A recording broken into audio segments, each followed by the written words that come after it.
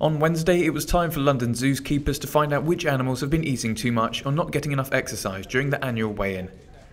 It was easy to get some of the creatures onto the scales. An African bullfrog sat sedately in the bowl as keepers recorded his weight at 400 grams.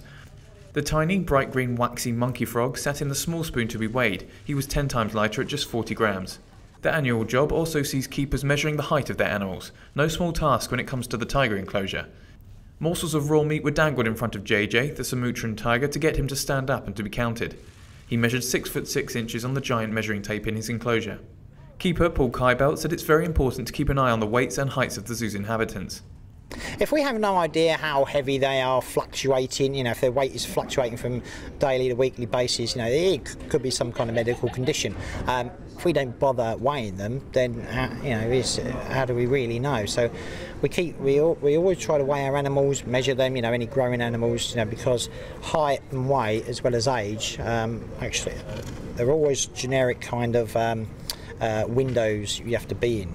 And if these sort of go out the windows, then we know there's some kind of issue. The information goes into a global database to allow zoos around the world to monitor animals' health.